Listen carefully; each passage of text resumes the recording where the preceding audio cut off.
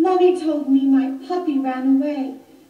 But the truth is, I barbecued him over a spit and I ate his face. Okay, so if any of you have seen Steve's vlog, a lot of you are interested in regards to Hallie. It's a new prop Don and I have been wanting to do for a long time. Over one's dead body. And we decided ashes, we're all face down. that we were going to do her this year. Don decided he wanted to create the Madame Leota, but with a very strange and awkward twist. Don, why don't you go ahead and tell him? Okay, so basically, like Mary said, we wanted to do a projection prop, and I always envisioned some psycho possessed girl in a bed scene kind of thing, and we basically morphed the two to come up with this project. We enlisted a friend of ours, Hallie. She's a actress, and she's also a burlesque dancer here in Austin, a really good one.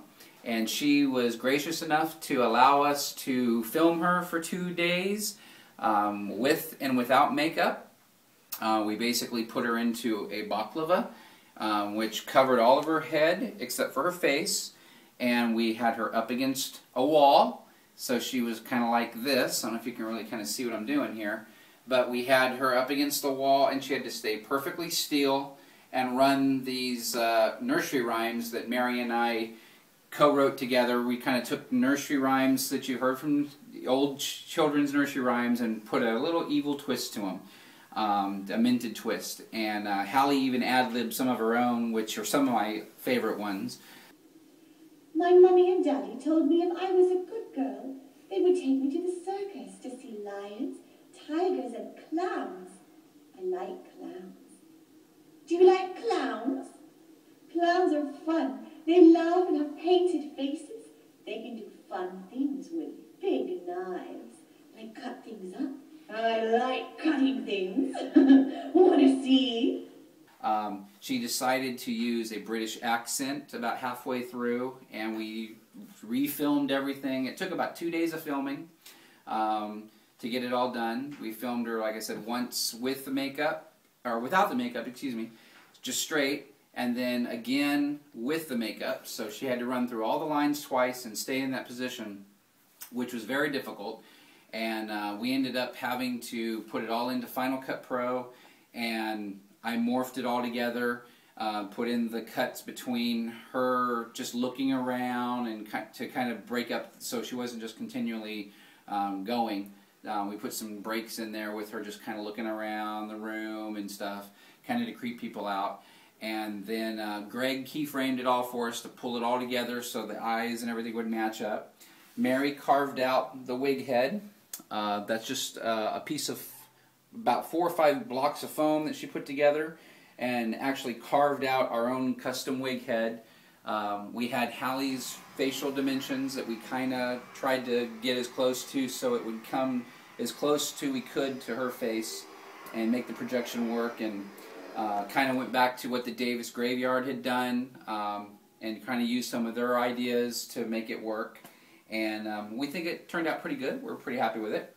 The way we were able to get it and put it in here, the cool thing was if you do this, nobody thought that it was, you know, they all thought it was projected. But if you notice, I'm doing this, and nothing's happening because they all thought it was being projected from up here.